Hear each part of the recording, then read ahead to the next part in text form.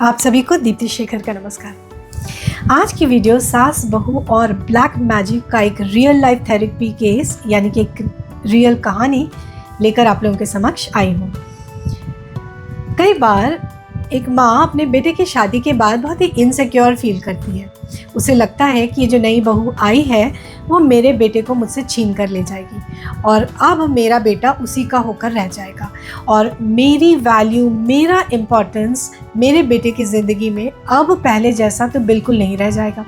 और इस डर से और कई बार एक डीप सेंस ऑफ लॉस की वजह से और कभी कभी अपने डोमिनेंस, अपने पावर, अपने पोजीशन को बनाए रखने के लिए एक माँ ब्लैक मैजिक जैसे घिनौने चीज़ का भी सहारा ले लेती है और ब्लैक मैजिक की मदद से अपने बहू के हेल्थ को ख़राब करना, उसकी ज़िंदगी को बर्बाद करना और चाहे तो बहू मर ही जाए, मेरी ज़िंदगी मेरे बेटे की ज़िंदगी से निकल जाए, ऐसी उसकी कोशिश होती है। तो आज का वीडियो कुछ इस तरह का ही एक रियल लाइफ थेरेपी केस है और वीडियो के अंत में मैं अपनी उस क्लाइंट की, जो बहू है, जो मेरी क्लाइंट है, उनका ऑडियो मैसेज मैं सुनाऊंगी आप लोगों को और थोड़ी बहुत ब्लैक मैजिक की बातें, क्योंकि अब तक बहुत सारे ब्लैक मैजिक के केसेस मैंने हैंडल किए हैं, maybe 400-450 cases. And I just want to tell you कि ब्लैक मैजिक इज़ रिवर्सिबल। तो बने रहिए वीडियो के अंत तक, कुछ इंटरेस्टिंग बातें करने वाली हूँ। Hello everyone, my name is Deepti Shekhar and I am a clinical hypnotherapist, a regression therapist and a family constellation therapist, and I specialize in inner child therapy work, past life therapy work. Over the years, I have guided my clients to explore the power of their own subconscious mind by healing their unresolved emotions and finding balance in their careers, finances, relationships, and inner world. My mission is to help individuals move from pain and confusion to clarity, healing, and empowerment. I do online sessions that may take 1.5 to 2 hours time, and these sessions are very private and confidential and one-on-one. Apart from being a therapist, I'm a wife, a mother, a pet parent, and a Kathak dancer as well. आज जिस therapy case की मैं बात कर रही हूँ तो उसमें जो मेरी क्लाइंट है वो एक पाकिस्तानी लेडी है, एक हाउसवाइफ। उन्होंने YouTube पर मेरा कोई वीडियो देखा और वीडियो में मेरा व्हाट्सएप नंबर तो दिया ही रहता है, वहाँ से उन्हें मेरा नंबर मिला और उन्होंने मुझे मैसेज किया कि मुझे थेरेपी सेशन चाहिए और हमने सेशन बुक किया। तो उनके 3 प्रॉब्लम थे। एक तो ये कि उन्हें बहुत ही फ्रिक्वेंटली डरावने और गंदे सपने आते थे। सपनों में अक्सर उन्हें दिखता था कि कोई बहुत ही अगली लुकिंग, डरावना सा एक पर्सन उनको चेज़ कर रहा है, मारने की कोशिश कर रहा है, या फिर कीचड़, नाली, गंदगी, सैनिटरी नैपकिन्स, बदबू वाले नाले की गंदी पानी, और सपने में उन्हें वो बदबू भी महसूस होती थी। तो इस तरह के सपने उन्हें फ्रीक्वेंटली आते थे। दूसरी बात ये थी कि उनका कहना था कि वो अक्सर बीमार रहती है, हर महीने बीमार पड़ जाती हैं और जब बीमार पड़ती हैं तो 10-10, 12-12 दिन बीमार रह जाती हैं।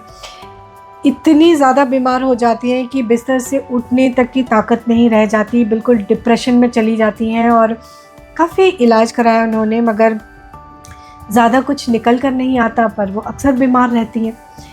और तीसरी बात ये थी कि उन्हें लगता था कि उनके आसपास कोई ना कोई है, किसी का प्रेजेंस फील होता था कि मैं कुछ काम कर रही हूँ, अचानक मुझे लगा मेरे पास से कोई गुजरा और मुड़ के मैंने देखा तो कोई है ही नहीं। और उनके बच्चे भी हाल फिलहाल कुछ इस तरह की बातें करने लगे थे। उनकी शादी को 26 साल हो चुके थे, 3 बच्चे थे, 2 बेटियाँ 1 बेटा, और बच्चे कुछ इस तरह की बातें करने लगे थे कि माँ, मुझे लगा कि तुम मेरे दरवाजे से के पास से गुजरी, मैंने तो तुम्हें पुकारा भी मगर तुमने सुना नहीं, मैं पीछे पीछे कमरे में आया तुम्हें कुछ बोलने के लिए, मगर इस कमरे में तो कोई है ही नहीं, मगर मैंने तो तुम्हें देखा, पर फिर वो कौन था। तो इस तरह की बातें बच्चे करने लगे थे। तो वो थोड़ी डर गई थी कि ये सब क्या हो रहा है और किस तरह की चीज़ें हो रही है मेरे साथ, उन्हें जानना था, राइट।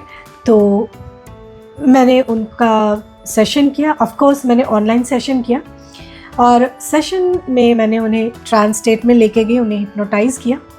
और ट्रांस स्टेट में मैंने उनका ऑरा चेक किया। ऑरा यानी देखिए, हमारी बॉडी के चारों तरफ एक इलेक्ट्रोमैग्नेटिक एक फील्ड होता है। उस इलेक्ट्रोमैग्नेटिक फील्ड को हम ट्रांस स्टेट में अपनी आँखों को बंद करके देख सकते हैं, और जनरली वो एक हल्का सा उसमें ग्लो या लाइट हमें नज़र आता है अपने चारों ओर।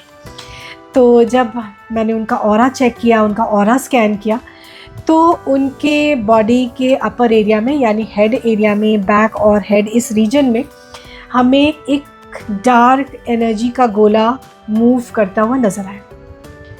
तो अपने टेक्निक्स यूज़ करके मैंने उस डार्क एनर्जी के गोले को जब निकाला, तो उसमें थी 6 फॉरेन एनर्जीज़। तो अब एक साथ 6 फॉरेन एनर्जीज़ से तो मैं नहीं डील कर सकती थी, तो मैंने बोला उनसे कि तुम में से एक आगे आ जाओ जो सबसे पहले मुझसे बात करना चाहता हूँ। तो उनमें से एक जो आगे आया, उससे जब मैंने बातचीत की तो बहुत सारा डिटेल्स निकल के आया। और देखिए, ये थेरेपी सेशन तो लगभग 2-2.25 घंटे चला, और उसको उस थेरेपी सेशन की पूरी डिटेल्स की अगर मैं बात करूं, तो पता ये चला कि ये जो बंदा था जो आगे आया था बात करने के लिए, ये एक 25 से 30 साल का यंग लड़का था, जो जहाँ वो लेडी रहती थी उसके आसपास के पहाड़ी इलाके में ये घूमने आया था, अकेला घूमने आया था। और एक दिन वो पहाड़ी के ऊपर चढ़कर नज़ारे एंजॉय कर रहा था, और अचानक ये झुका नीचे झांकने के लिए। पहाड़ी के नीचे खाई थी गहरी, वहाँ झांकने के लिए वो झुका, और जब झुका तो उसको ये पैरों के नीचे जो पत्थर पड़े थे वो थोड़े ढीले से थे, मजबूत नहीं थे, और वो लूज़ होकर गिर गए, पत्थर गिर गए। और ये बंदा उस चक्कर में उसने अपना कंट्रोल खो दिया और ये नीचे गिर पड़ा। इसके सर में गहरी चोट लगी और इसकी डेथ वहीं पे हो गई। मगर इस बंदे को समझ नहीं आ रहा था कि इसकी डेथ हुई। इसने कहा कि मैं वहाँ पड़ा रहा, और मैं बहुत थका हुआ था, मुझे चोट लगी थी, मैं पड़ा रहा। और अगले दिन मैंने देखा कि एक मोटा सा इंसान धोती पहन के, गले में गमछा डाल के चला आ रहा है, और उसने मेरा हाथ पकड़ के मुझे उठाया और मैं उसके साथ चलने लगा। तो मैं तो हैरान हो गई कि ऐसा कैसे हो सकता है, एक बंदा गिर चुका है, उसके सर में चोट लगी है, क्या वो मरा नहीं? तो ये जानने के लिए कि क्या वो वाकई में ज़िंदा है, तो मैंने उससे बोला कि तुम पीछे मुड़कर देखो, तुम्हारी बॉडी क्या वहाँ पड़ी है पीछे पत्थरों पे? तो जब वो पीछे मुड़कर देखा और वो शॉक्ड हो गया कि मेरी बॉडी तो पीछे ही पड़ी है, फिर मैं कैसे उठ के चला जा रहा हूँ इस बंदे के साथ। And that is the moment जब उस लड़के ने रियलाइज़ किया कि मैं मर चुका हूँ, है ना। ऐसा होता है ना कि देखिए, हमारी बॉडी तो हम नहीं है ना, ये हमारी बॉडी है जिसमें हम रहते हैं। So we are this energy that occupy the body. और जब डेथ होती है तो बॉडी छूट गई और एनर्जी उसमें से निकल गया। तो उसने महसूस किया कि मैं अपनी बॉडी से निकला और मैं इस बंदे के साथ जा रहा हूँ। और वो दोनों पहुँच गए उस बंदे के घर, जो कि एक झोपड़ी नुमा सा घर था। और वहाँ पहुँचकर इस मोटे से बंदे ने, जिसने धोती पहन रखी थी, इस लड़के को अपने एक लेदर बैग के सेक्शन में एक कोने में इसको डाल दिया। और ये काफ़ी दिन वहाँ पड़ा रहा बैग में। और कुछ दिन के बाद वहाँ एक दूसरा बंदा आया, जो कि पतला दुबला लंबा, जिसके बड़ी बड़ी मूंछें थी, वो आया। और इस धोती वाले बंदे ने इस लड़के को, जिसकी डेथ हो गई थी, जो बैग में पड़ा हुआ था, उसको निकाल के बॉटल में बंद किया और इस पतले दुबले मूँछों वाले इंसान को दे दिया। और ये मूँछों वाला इंसान अब बॉटल में इस बंदे को लेकर अपने घर आ गया और काफ़ी दिन ये बॉटल में वैसे पड़ा रहा। फिर कुछ दिनों के बाद वहाँ 2 लेडीज़ आईं उस बंदे से मिलने, वो मूँछों वाले बंदे से मिलने। और उन दोनों लेडीज़ को देखते ही मेरी क्लाइंट ने उनमें से एक को तो इमीडिएटली पहचान लिया कि ये तो मेरी सास है, और दूसरी शायद उसकी कोई फ्रेंड होंगी। ओके, तो मेरी क्लाइंट ने देखा कि मेरी जो सास है वो अपनी एक फ्रेंड के साथ इस मूंछों वाले बंदे के पास मिलने आई है और उनसे कुछ बातें कर रही है। और थोड़ी देर में उन्होंने मेरा एक ब्लाउज़ निकाला अपने बैग से और उस बंदे को दिखाया। और वो बहुत हैरान थी क्योंकि उन्होंने कहा कि इस ब्लाउज़ को तो मैं ढूंढ रही थी, ये गायब हो गया था और मुझे मिल ही नहीं रहा था। और अब मैं समझ पा रही हूँ कि मेरी सास मेरी अलमारी से निकाल कर लेकर गई थी।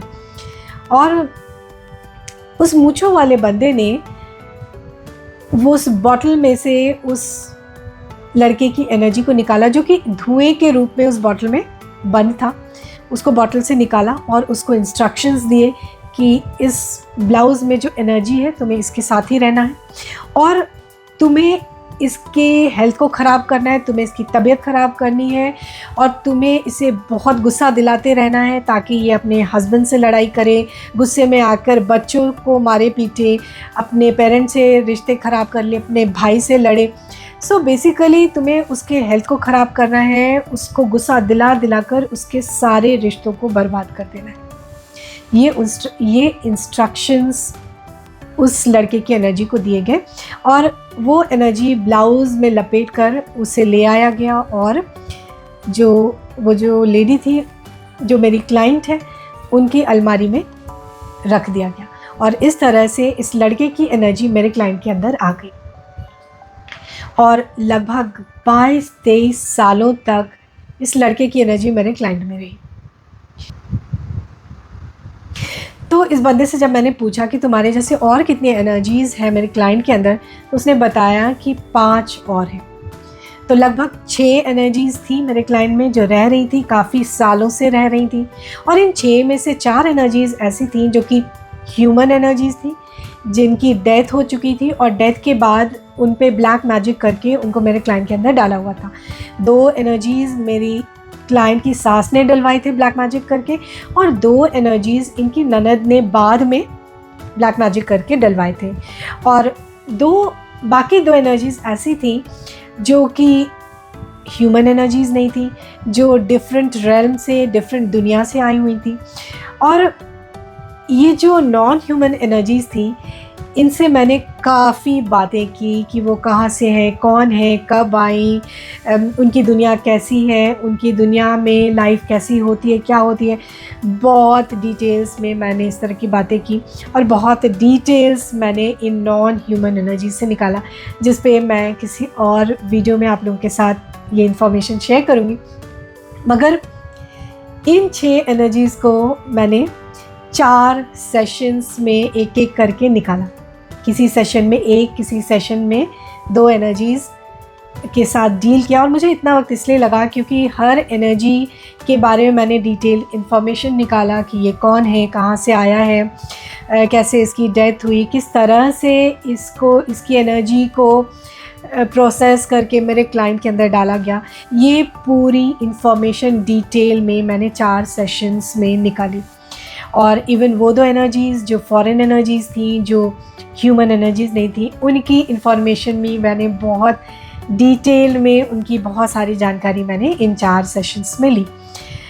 और फाइनली इन सारी एनर्जीज़ को मैंने रिलीज़ कर दिया। अब देखिए, इस तरह की जो एनर्जीज़ होती है ना, ख़ास करके जो ब्लैक मैजिक करके डाली जाती हैं, उनको रिलीज़ करना एक तो आसान नहीं होता, क्योंकि इनको पकड़ के बांध के डाला जाता है। कई बार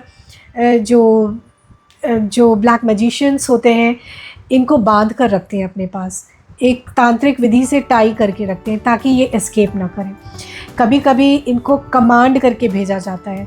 और ये जो एनर्जीज़ को डाला जाता है दूसरी के बॉडीज़ में, तो ये energies like a slave behave करती हैं। लाइक जो तांत्रिक होते हैं वो इनके मास्टर्स होते हैं और जिस तरह से जो कमांड इन्हें दिया जाता है वो यही फॉलो करते हैं।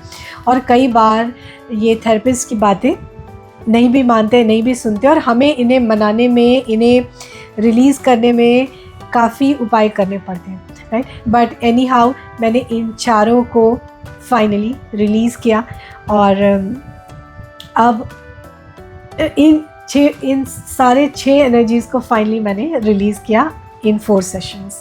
तो पहले तो आप मेरे क्लाइंट का ऑडियो मैसेज सुनिए कि थेरेपी सेशंस के बाद उन्हें कैसा लग रहा है, अब वो क्या फ़ील कर रही हैं, उनके लाइफ में क्या चेंज आया।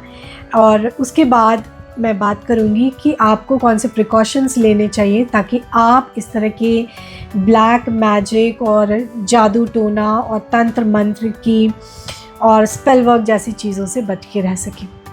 तो पहले ऑडियो मैसेज सुन लीजिए। मैंने डिप्टी मैम से 4 सेशंस लिए हैं हिप्नोसिस के, और मैंने ये देखा है कि पहले भी मैंने हिप्नोसिस के सेशंस लिए थे। आई एम फ्रॉम पाकिस्तान, और वो पाकिस्तानी जो हिप्नोटिस्ट थे उनके लिए थे। लेकिन जो मुझे एक्सपीरियंस हुआ है डिप्टी मैम के साथ, इट इज़ क्वाइट डिफरेंट, क्योंकि मैंने जो प्रोफेशनलिज्म इनमें देखा है ना, वो मैंने नहीं देखा बाकी लोगों में। मतलब इन्होंने इतना टाइम लगाया मेरे ईच सेशन पे, मतलब 3 आवर्स से ज़्यादा, 3 आवर्स।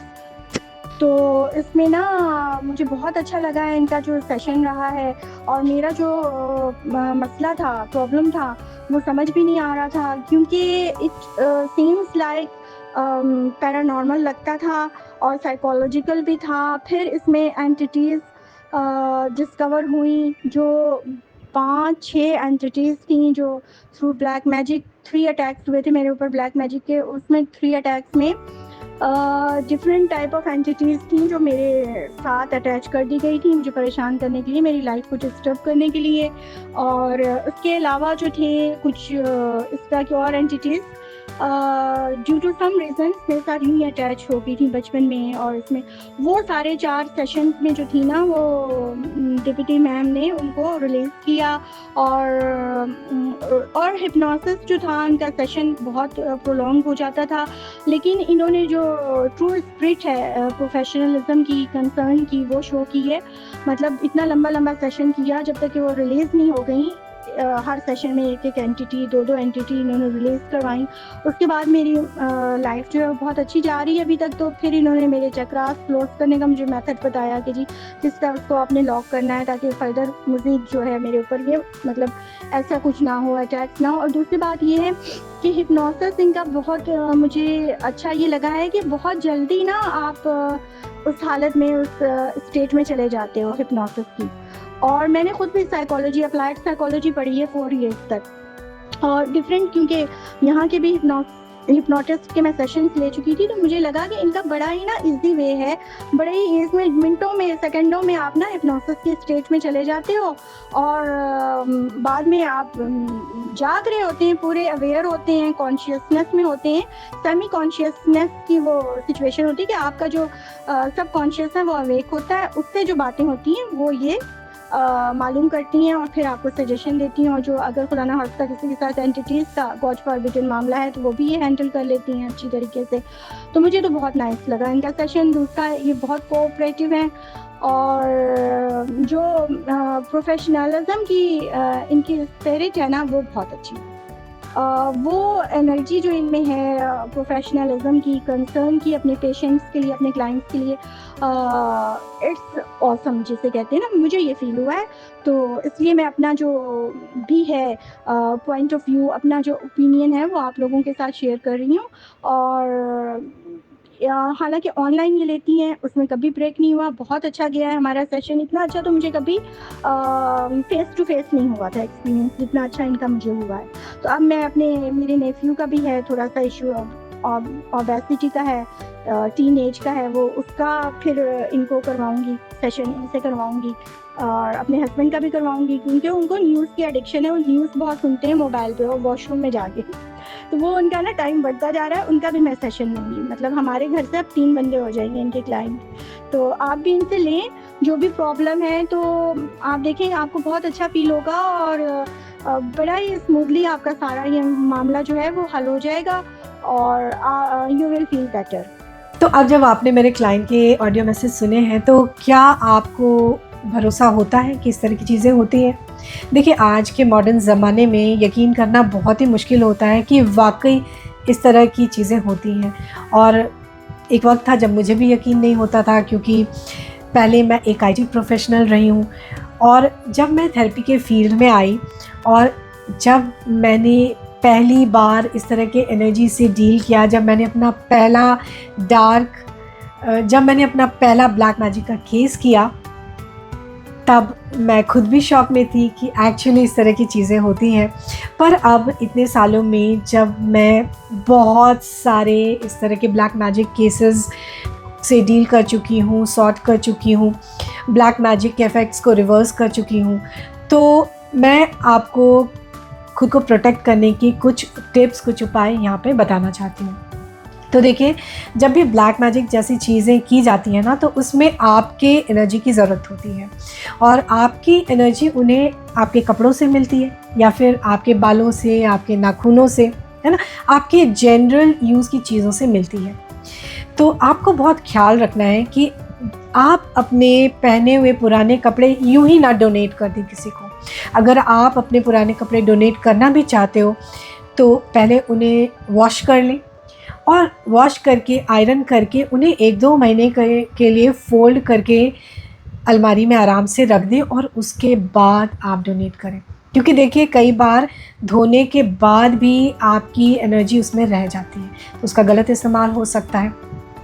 रेगुलर यूज़ की चीज़ें आप यूं ही ना उठा के किसी दूसरे को दे दें, ठीक है। दूसरी बात यह है कि देखिए, मैं जब सैलून में अपने बाल कटवाने जाती हूँ तो मैं उनको बोलती हूँ कि मेरे बालों को मेरे कटे हुए बालों को आप कागज़ में लपेट के प्लास्टिक में करके मुझे दे दो, और उन बालों को मैं 2-3 महीने अपने पास रखती हूँ और उसके बाद ही डिस्पोज़ ऑफ करती हूँ, क्योंकि मैं नहीं चाहती कि मेरे बालों के थ्रू बाय एनी चांस किसी तरह का नेगेटिव इम्पैक्ट कोई मुझ पे करे, राइट। तीसरी चीज़ जो आपको ख्याल रखना चाहिए वो ये कि कोई भी अनाज या नमक वगैरह आप हाथों से किसी को ना दें, किसी भिखारी को या किसी को ऐसे ना दें, किसी बर्तन का यूज़ कर लें। सो छोटे छोटे प्रिकॉशंस आप ले सकते हो टू प्रोटेक्ट योरसेल्फ। और देखिए, इस तरह की चीज़ें हर जगह हैं, दुनिया के हर कोने में।